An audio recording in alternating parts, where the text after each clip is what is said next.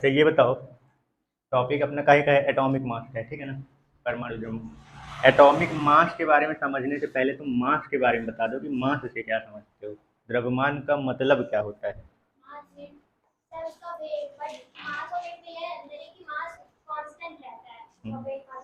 मास का मतलब क्या है, डिफरेंस नहीं पूछ रहा हूँ। किसी भी मैटर में पदार्थ की जितनी क्वांटिटी होती है अभी उसका मास होता है। मास मतलब ये होता है, मास में ये देखा जाता है कि मतलब कोई भी पदार्थ अगर है, कोई भी मैटर है, जैसे ये ऑब्जेक्ट है, अब ये जिस भी मैटर से बना है तो इसमें मैटर की क्वांटिटी कितनी है, वो उसकी क्वांटिटी ही उसके मास को क्या करता है, निर्धारित करता है। इसके कोई भी जैसे वस्तु है तो इसके अंदर ये जिस भी पदार्थ से बना हुआ है वो उसके अंदर कितनी मात्रा में वो पदार्थ है, उसी मात्रा यानी अमाउंट ऑफ मैटर से ही मास को क्या किया जाता है, निर्धारित किया जाता है। ये समझ गए कि मास होता क्या है, मतलब अमाउंट ऑफ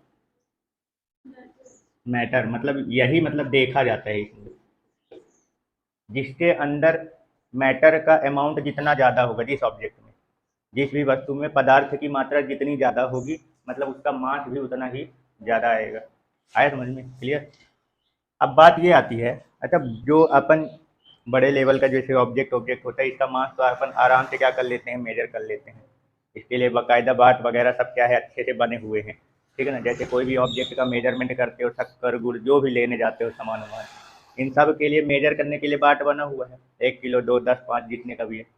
लेकिन जब बात आ जाती है एटम के लेवल की, तो इनके लिए तो कोनो बाट बना नहीं है। इसका एटम मतलब समझ रहे हो, जो जो वो तुमको दिखता तक नहीं है वो पार्टिकल। एटम इतना स्मॉलेस्ट पार्टिकल होता है, इतना छोटा कण होता है कि ये आपको दिख तक नहीं सकता है, और इसके मास का तुमको मेजरमेंट करना है। तो सोचो कि ये कभी हो पाएगा इस तरीके का, जैसे आप ये नॉर्मल ऑब्जेक्ट का मेजरमेंट कर लेते हो उस हिसाब से तो नहीं कर पाओगे ना। इसका मतलब ये है कि इसका मास का मेजरमेंट करने के लिए कोई एक अलग तरीके का कुछ ना कुछ क्या किया जाएगा, मतलब प्रॉपर्टी बनाई जाएगी या कुछ ना कुछ एक स्टेटमेंट तैयार किया जाएगा जिसके हिसाब से आप किसी भी एटम का मास क्या कर सकते हो, बता सकते हो या मेजर कर सकते हो, ठीक है ना। तो ये समझना है कि वो कौन सा स्टेटमेंट है या कैसा क्या नियम बनाया गया है किसी भी एटम के मास को मेजर करने के लिए, ठीक है ना। तो एटम का मास जो मेजर किया गया है तो उसका रिलेटिव मास निकाला गया है, जो स्टेटमेंट बताया गया है वो रिलेटिव मास यानी कि सापेक्ष द्रव्यमान निकालने का बताया है। अब ये क्या होता है, पहले तो रिलेटिव का मतलब बताओ क्या होता है। मतलब तुलना करके किसी एक के रिस्पेक्ट में, रिलेटिव मतलब क्या होता है, तुलना करना किसी एक की तुलना में, यानी रिस्पेक्ट में, कंपेयर में, ठीक है ना। जिसका मेजरमेंट आप कर रहे हो मास, वो किसी एक दूसरे के रिस्पेक्ट में बताया जाएगा, तो वो कहलाता है रिलेटिव मास, ठीक है ना। तो एटॉमिक मास जो है वो निकालने के लिए जो बताया गया है वो किस तरीके का बताया गया है, रिलेटिव मास बताया गया है। किसी एक पर्टिकुलर एटम का आप मास नहीं निकाल पाओगे, तो अब ये करना क्या बताया गया, कैसे निकाला जाएगा, तो या किसके रिस्पेक्ट में निकाला जाएगा, तो पहले शुरुआती दौर पे हाइड्रोजन के रिस्पेक्ट में बताया जाता था किसी भी एटम का मास। मतलब उसमें ये बोला जाता था कि हाइड्रोजन का जो एटम है सबसे छोटा एटम है वो, तो उसी को रिस्पेक्ट बना दिया गया कि इसके रिस्पेक्ट में कोई भी दूसरा एटम जो है वो जितने गुना, जैसे सिंपल सा समझो, जैसे ये मेजरमेंट करते हो, मान लो कोई ऑब्जेक्ट अपना वाट वाला समझ लो, ठीक है ना। हम 1 किलो वाट जो है इसको क्या बना लिए, एक फिक्स अमाउंट का आपने स्टैंडर्ड रेफरेंस बना दिया। अब दूसरे साइड ऑब्जेक्ट रखेंगे, अब फिर ये देखेंगे कि वो जो ऑब्जेक्ट है वो इसके तुलना में कितने गुना ज़्यादा आ रहा है। ऑब्जेक्ट जैसे जिसका मेजरमेंट हम कर रहे हैं, कोई भी एक ऑब्जेक्ट ले लो, ठीक है ना। अब जैसे मान लो ये ऑब्जेक्ट है, ठीक है ना।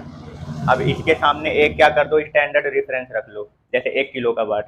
अब एक तरफ 1 किलो का वाट रखे, दूसरी तरफ इस ऑब्जेक्ट को रखे, अब इसका मास मेजरमेंट करेंगे तो मान लो ये इसका मास जो है इसके 2 बार में आ रहा है, तो इसका मतलब क्या हुआ, ये स्टैंडर्ड रेफरेंस का 2 गुना है, डबल है। इसी तरीके से एटम का मास बताया जाता था। तो एक का फिक्स कर दिया किसका, हाइड्रोजन का, उन्होंने उसको रिस्पेक्ट मतलब क्या बना लिया, स्टैंडर्ड रेफरेंस। अब बोले कि हम जितने भी एटम हैं उनका मास इसी के रिस्पेक्ट में बताएंगे, हाइड्रोजन के रिस्पेक्ट में। तो किसी भी एटम, कोई भी एटम ले लो, हाइड्रोजन का जितने गुना वो ज़्यादा आएगा उसका बता देंगे कि ये इतना इसका मास है। जैसे हाइड्रोजन का मान लो मास कितना है 1, अब दूसरा एटम का उसको हम कंपेयर कर दिए तो ये हाइड्रोजन के 2 बार के बराबर में इस ये वाला जो ऑब्जेक्ट है इसका मास हाइड्रोजन के कितने बार के बराबर आ रहा है, 2 बार के बराबर। इसका मतलब ये है कि ये हाइड्रोजन का डबल, यानी इसको क्या बोल देंगे, इसका मास कितना है, 2 है। तो इस तरीके से कंपेयर करते थे।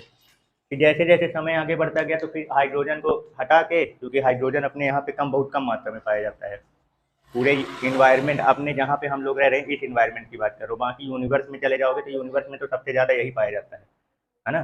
पर हम अपने इन्वायरमेंट की बात कर रहे हैं, यहाँ पे हाइड्रोजन बहुत कम पाया जाता है। तो फिर इसको हटा के किसको लिया गया, ऑक्सीजन को रिस्पेक्ट माना गया, यानी ऑक्सीजन के रिस्पेक्ट में बताने लग गए। फिर बाद में उसको भी कैंसिल करके फिर किसको माना गया, कार्बन को लिया गया, ठीक है ना। हाँ, ऑक्सीजन के भी रिस्पेक्ट में माना गया था। तो ये दोनों को हटा के फिर बाद में किसको डिसाइड किया गया, कार्बन को। अब कार्बन में भी कौन सा वाला कार्बन लिया गया, कार्बन के 3 आइसोटोप होते हैं, 3 समस्थानिक, 3 प्रकार के कार्बन होते हैं, कार्बन 12, कार्बन 13 और कार्बन 14, ये 3। इसमें भी किसको पकड़ा गया है, कार्बन 12। इसके रिस्पेक्ट में एटम के मास को क्या किया गया है, बताया गया है। अब इसको क्यों माना गया, मतलब इसको स्टैंडर्ड क्यों माना जा रहा है, क्योंकि हमारे इन्वायरमेंट में कार्बन 12 जो है, इसका मतलब ये जो 3 ठो हैं इनके इन सभी के कंपेयर में ये जो कार्बन 12 ये कम से कम 98% के समथिंग यही है। अपने इन्वायरमेंट में कार्बन के कंपाउंड ही आपको सबसे ज़्यादा क्या है देखने को मिलेंगे, इसलिए ये अपने पास आसानी से उपलब्ध हो जाता है। तो इसलिए इसको क्या मान लिया गया, स्टैंडर्ड रेफरेंस मान लिया। अब बोला इसी के रिस्पेक्ट में हम क्या करेंगे, सभी एटम का मास क्या करेंगे, बताएंगे। तो अब इसके रिस्पेक्ट में क्या बोला गया, क्या स्टेटमेंट बनाया गया, सुनना अच्छे से। बोला कि कार्बन 12 लो, कार्बन 12 वाला एक एटम लो, इसका 1/12वां भाग निकालो, कितना, 1/12वां भाग, जितना भी इसका मास है उसका 1/12वां भाग लेना है, 12th पार्ट लेना है उसका, इसके 1/12वें भाग का। अब कोई भी एटम जो है इसके 1/12वें भाग का जितना गुना आएगा वही उसका क्या कहलाएगा, एटॉमिक मास कहलाएगा। समझ में आए कुछ, ये स्टैंडर्ड रेफरेंस किसको माना जा रहा है, कार्बन 12 के 1/12वें भाग को। इसको समझ लो ये तुम्हारा 1 किलो का बाट है, ऐसे समझ लो ये तुम्हारा 1 किलो का बाट बन गया। अब तुम जितने भी एटम हैं उन सभी का मास इसी से क्या करोगे, मेजर करोगे। तो अब जैसे मान लो हमारे पास क्या है, ये एक कोई एटम है, अब तुम्हारे पास 1 किलो की बाट, अब समझना थोड़ा सा, ये हमने एटम को रखा है एक तरफ, दूसरी तरफ अब ये बाट रखना है। मान लो मैंने एक बाट रख दिया, अभी ये मैं वाट बोल रहा हूँ, बाकी इसको दिमाग में सीधे बोलना, वाट की जगह क्या बोल देना, कार्बन 12 का 1/12वां भाग। ये तुमको समझने के लिए मैं बोल रहा हूँ कि इसको एक वाट मान लो, क्योंकि इसी से तो नापते हो पूरा ऑब्जेक्ट वगैरह जो देखते हो। तो मैंने यहाँ पे क्या रखा है, एक एटम रखा है, अब मुझे नापना है कि इसका मास कितना है।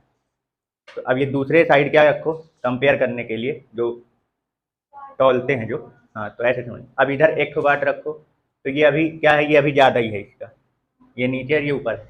1 किलो का बाट और रखो, मतलब एक ठो और कार्बन 12 का 1/12वां भाग रखो, थोड़ा सा ऊपर आया। एक ठो और रखो, थोड़ा सा और ऊपर आया, एक ठो और रखो, 4 ठो जब हम रख दिए तो ये इसके बराबर आ गया। इसका मतलब इसके बारे में अब क्या बोलोगे, थोड़ा सा बताओ, 4 गुना आया कुछ समझ में। इस एटम का मास कार्बन 12 के 1/12वें भाग का 4 गुना है। तो अगर तुमको कार्बन 12 के 1/12वें भाग का मास पता है तो तुम इसका ना निकाल लोगे, 4 का मल्टीप्लाई कर दो, क्योंकि 4 बार में कंप्लीट हुआ है, आया समझ में कुछ, ठीक है ना। तो किसी भी एटम का मास कैसे बताया जाएगा, अब इस चीज़ को ध्यान रखना, एक बाट आप किसको, इसको मतलब एक बाट या एक यूनिट इसको बोला जाता है, बाट मत बोलना, ये आपने समझने के लिए है। इसको क्या बोलते हैं, एटॉमिक मास यूनिट, क्या बोलते हैं, एटॉमिक मास यूनिट। कार्बन 12 का 1/12वें भाग को एक यूनिट माना गया, जैसे 1 किलो का बाट, वैसे एटम के क्षेत्र में आ जाओ, ये 1 किलो का बाट इसको बोलोगे। कोई डाउट, यानी हमारा ये एक AMU बन गया ना। अब इसी के रिस्पेक्ट में बाकी सभी एटम का मास क्या करो, तौलो और देखो कितनी बार में आ रहा है, जितनी बार में आएगा उतने ही गुना ये इसका कहला जाएगा। क्लियर, ठीक है ना। इसकी वैल्यू याद रखे रहना कि 1 AMU में होता कितना है, तो 1.67 गुणे 10 की घात -27 किलोग्राम, माइनस में प्लस में ना कर देना है, ठीक है, +27 कर दोगे तो मतलब तुम तो ब्रह्मांड की भी ले लोगे कि मास। तो कितना है, 1 AMU का मास कितना होता है, 10⁻⁻27 किलोग्राम। ग्राम में बताओगे तो 24 -24 हो जाएगा। समझ गए? ठीक है, क्लियर हो गया? तो एटम के क्षेत्र में यूनिट किसको माना गया? मास नापने के लिए एक यूनिट किसको बनाया गया? कार्बन 12 के 1/12वें भाग को, कार्बन 12 के 1/12वें भाग को। तो आप किसी भी एटम का मास अगर मेजरमेंट करेंगे तो क्या बोलेंगे कि ये किसी भी एटम का मास जो होता है कार्बन 12 के 1/12वें भाग का जितने गुना होता है वही उसका क्या कहलाता है? Atomic mass. समझ गए? कोई डाउट? ठीक है ना? यानी कि एलिमेंट का जब मास लिखोगे तो क्या लिखोगे? लिखा नहीं। देखो जैसे मान लो हीलियम का मास कितना होता है? 4। ठीक है ना? तो इसका मतलब ये हो गया कि ये जो 4 है, ये जो आया है 4, मतलब कि ये इस वाले का कितना है? हीलियम का जो मास 4 आया है वो इसका 4 गुना है ना? तो अपन ऐसे बोल सकते हैं हीलियम का अगर एटॉमिक मास अगर बोले, हीलियम का एटॉमिक मास अपॉन कार्बन 12 का 1/12, ये इसको ऐसे लिख सकते हैं।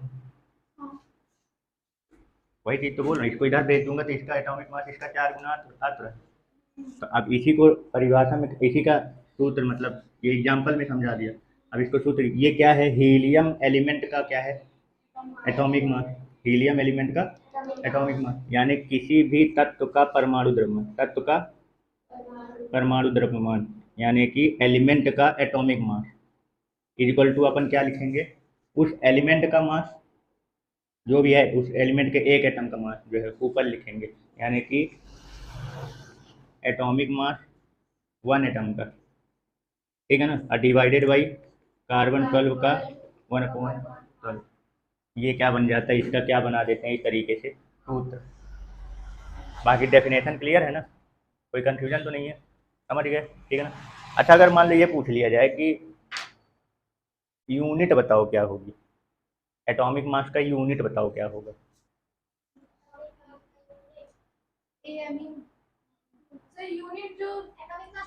मास का यूनिट केजी, किलोग्राम ना, या ग्राम? किलोग्राम।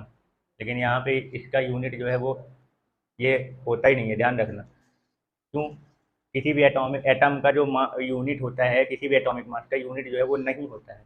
इसका कारण बताओ क्यों? क्योंकि हम इसका जो मास निकाल रहे हैं, जो आ रहा है, वो एक रिलेटिव मास है। कैसा मास है? रिलेटिव, सापेक्ष द्रव्यमान। और सापेक्ष द्रव्यमान कैसे निकाले थे? ये देखो, नीचे कार्बन 12 का 1/12वें भाग का मास और ऊपर एटम का मास, एटॉमिक मास जो लेके हैं अपन, तो इसका भी किलोग्राम, इसका भी किलोग्राम, किलोग्राम से किलोग्राम कट जाएगा तो इसका कोई यूनिट बचेगा? नहीं बचेगा ना। तो एटॉमिक मास की यूनिट नहीं होती है, ठीक है ना? पर बोल रहे हैं मास, तो इसकी यूनिट ये बनाया गया है नंबर के हिसाब से, ठीक है ना? तो इसको क्या बोला गया? कार्बन जो जो भी एटम का मास होगा उसकी यूनिट क्या बोली गई, किसको माना जाएगा? ये एटॉमिक मास यूनिट ये बोलोगे, ना कि किलोग्राम या ग्राम बोलोगे। ध्यान रखना, क्या बोलेंगे? एटॉमिक मास यूनिट AMU बोला जाएगा, ठीक है ना? और एक AMU में कितना माना जाता है? ठीक है ना? तो गलती से भी किलोग्राम में कभी भी यूनिट मत बोल देना इसका, बोलोगे तो AMU ही बोलो। क्यों? क्योंकि ये रिलेटिव मास है। रिलेटिव मास में ऊपर नीचे दोनों साइड क्या होते हैं?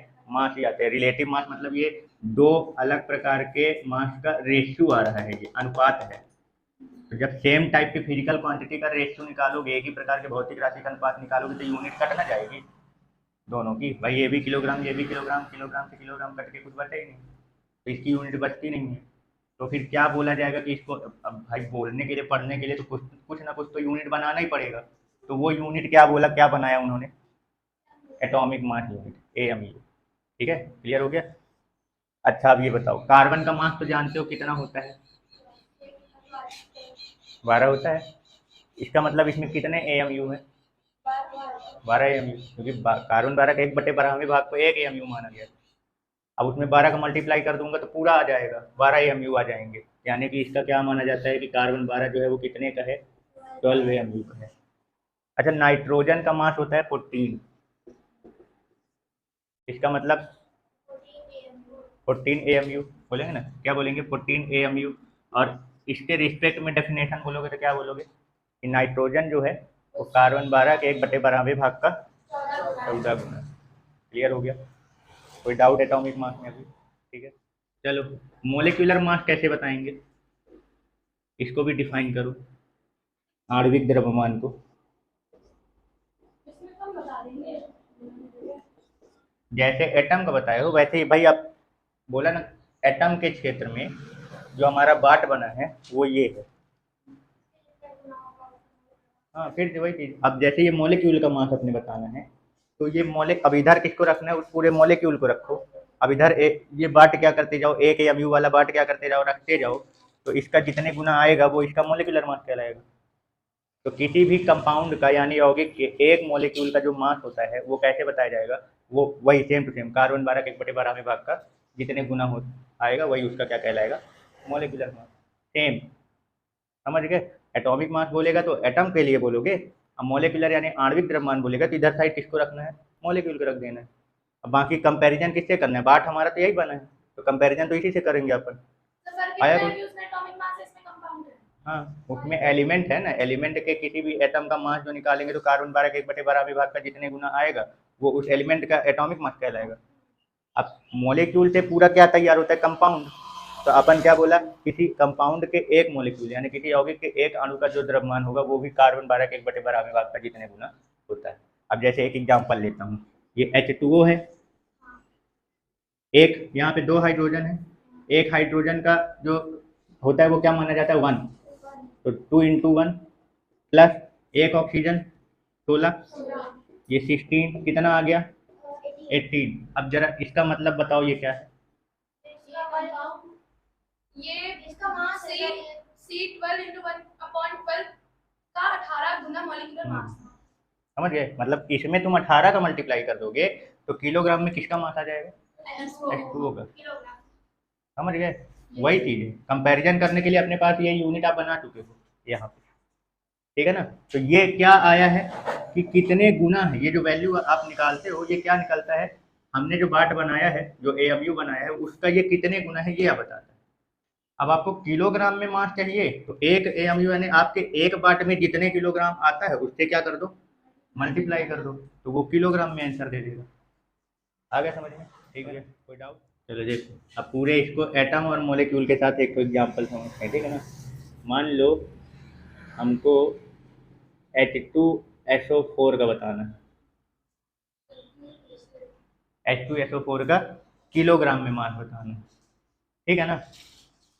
पर पहले तो यहाँ पे देखो हाइड्रोजन का है, एक हाइड्रोजन का जो मास बोलते हैं वो कैसे बोलते हैं, रेशियो जो बोलते हैं AMU में, क्या बोलना मैंने, AMU में। तो एक हाइड्रोजन का कितना होता है, 1 AMU, मतलब एक हाइड्रोजन कार्बन 12 के 1/12वें भाग का 1 गुना, ऐसा बोलेंगे। कै ठो है इसमें, 2 ठो, मतलब कि कहने का मतलब ये हो गया कि कार्बन 12 के 1/12वें भाग का ये केवल ये बस कितना हो गया, 2 गुना। अब एक सल्फर में 16 AMU होता है, सॉरी ये ऑक्सीजन का होता है 32 AMU, एक सल्फर में 32 AMU होता है एक सल्फर, मतलब कार्बन 12 का 1/12वें भाग 32 गुना यानी 32 गुना। अब यहाँ ऑक्सीजन की बात करते हैं, ऑक्सीजन का 4 ठो है, लेकिन एक ठो ऑक्सीजन 16 AMU का होता है, कितने का होता है, 16 AMU का। इसका मतलब 16 AMU मतलब कै ठो है, तो इसमें 4 और एक्स्ट्रा ले लिए, ठीक है ना। अब यहाँ देखो, अब इस पूरे को सॉल्व करो, 2 × 2 + 32 + 16 चौको 64, इसको पूरा सॉल्व करो, 4 4 8 6 3 9 98, ये क्या आया है, अब इसको बोलो,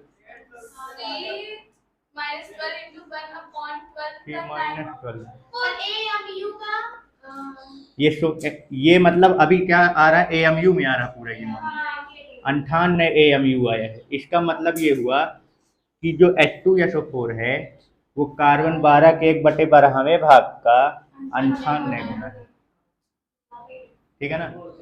हाँ, अब जब किलोग्राम में निकालना होगा, ये तो AMU में आया, ये क्या AMU में जो आता है वो क्या बताता है, कितने गुना किसका, हमने जो बाट बनाया उसका।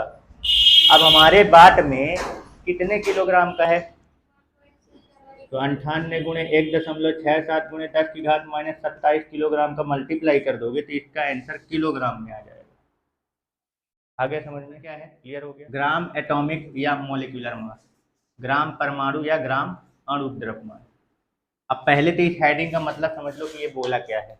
ग्राम एटॉमिक मास मतलब ये है कि अब वर्ड को थोड़ा सा पकड़ना, बहुत कंफ्यूजन इसमें भी आएगा, ठीक है ना। ग्राम एटॉमिक मास मतलब ये बोल रहा है 1 ग्राम, अगर एटॉमिक बोलोगे तो परमाणु का द्रव्यमान। देखना लिख कैसे रहा हूं और कंफ्यूजन कैसा जाएगा। 1 ग्राम परमाणु का द्रव्यमान या ग्राम मोलिकुलर मास मतलब 1 ग्राम अणु का द्रव्यमान। अब इसमें कंफ्यूजन पता है क्या होगा, मैं यहाँ मास बोल भी रहा हूँ 1 ग्राम और यहाँ पूछ भी रहा हूँ। इसका कंफ्यूजन ये है कि 1 ग्राम परमाणु का जो मास होता है उसको क्या बोलते हैं, ग्राम एटॉमिक मास। अब ये कैसा है, 1 ग्राम परमाणु का मास, कुछ लग रहा है, कुछ अटपटा लग रहा है। अगर नहीं लग रहा है तो फिर इसका मतलब टॉपिक नहीं समझ में आएगा, इसमें अटपटा लगना जरूरी है।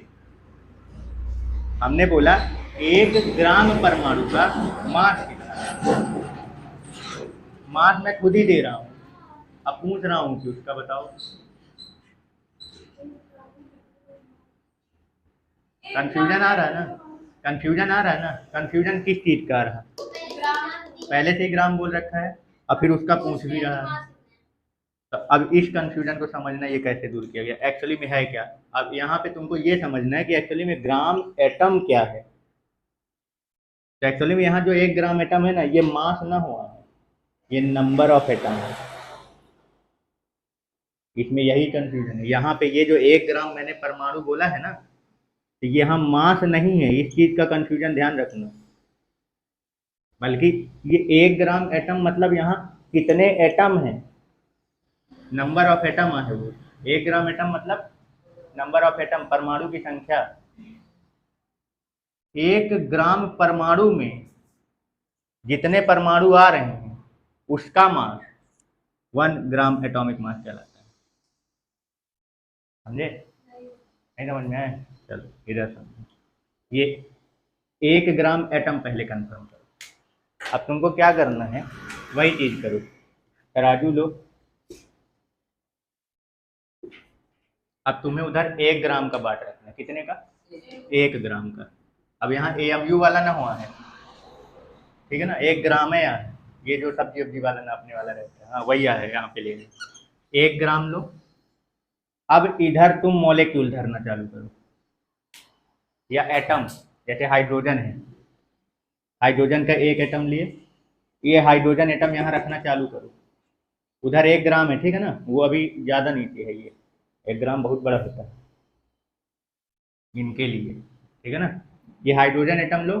अब ये हाइड्रोजन एटम यहाँ क्या करो, रखना चालू करो। हाइड्रोजन एटम को इधर रखना चालू करो, ये काफ़ी सारे आएंगे। जितने एटम को रखने पर ये बैलेंस हो जाएगा, तो इधर जो एटम की संख्या आएगी उसको बोलते हैं ग्राम एटम, ग्राम परमाणु। अब फिर उसका जो मास आएगा उसको बोलेंगे ग्राम एटॉमिक मास। ये कंफ्यूजन क्लियर हुआ, पहले बताओ ये ग्राम एटम क्या है। हाँ, ये नंबर ऑफ एटम है, ना कि ये मास है। मास मल्टीप्लाई करेंगे ना, 1 हाइड्रोजन का जब पता है तो उसमें मल्टीप्लाई कर देंगे। बाकी एटॉमिक मास पढ़ तो चुके पीछे। तो ये मतलब यहाँ इस शब्द का कंफ्यूजन क्या है, ये समझ में आ रहा है कुछ, यहाँ क्या कंफ्यूज कर रहा है, यहाँ इस शब्द से कंफ्यूजन है। तो इस चीज को ध्यान रखना कि ये जो ग्राम एटम बोल रहे हैं, जैसे 1 ग्राम एटम का मास, ग्राम एटॉमिक मास मतलब, तो पहले तो ये जो बोल रहा है ग्राम एटम जो बोल रहा है, तो ये मास नहीं है, ये नंबर है। अब हाँ, और ये कितने एटम है कैसे पता करेंगे अपन, तो इधर 1 ग्राम रखो। अब मान लो मैं इधर हाइड्रोजन रख रहा हूँ, सुनना थोड़ा सा, इधर हाइड्रोजन रखा, इधर साइड हाइड्रोजन के एटम रखते जाओ। जितने हाइड्रोजन तुम इधर रख दोगे वो संख्या हाइड्रोजन की ग्राम एटॉमिक कहलाएगी। ऑक्सीजन रखोगे तो दूसरा संख्या आएगा। यहाँ पे ऑक्सीजन रखेंगे, जैसे मान लो एग्जाम्पल के लिए हाइड्रोजन कितनी बार में आए, मान लो कि 50 रखे तब उसके 1 ग्राम के बराबर आए।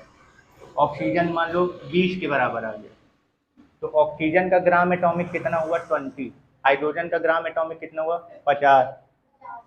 समझ गए, मतलब कि 1 ग्राम हाइड्रोजन में 50 ठो हाइड्रोजन आ रहे हैं, हाइड्रोजन के एटम। 1 ग्राम ऑक्सीजन में 20। ये एग्जाम्पल के लिए है, इसको एकदम वो मत बोल लेना कि 1 ग्राम में इतने आते हैं, सिर्फ समझाने के लिए बोल रहा हूँ कि ग्राम एटम का मतलब क्या है। ठीक है, अब जितने एटम हमारे पास 1 ग्राम एटम में जितने हाइड्रोजन के एटम आ रहे हैं, तो एक हाइड्रोजन का मास तो पता ही है, AMU में जो निकाले थे, उसका मल्टीप्लाई इसमें कर दोगे तो वो काहे कहा जाएगा, वो क्या कहलाएगा, ग्राम एटॉमिक मास। क्लियर हो गया, कुछ डाउट? ठीक है।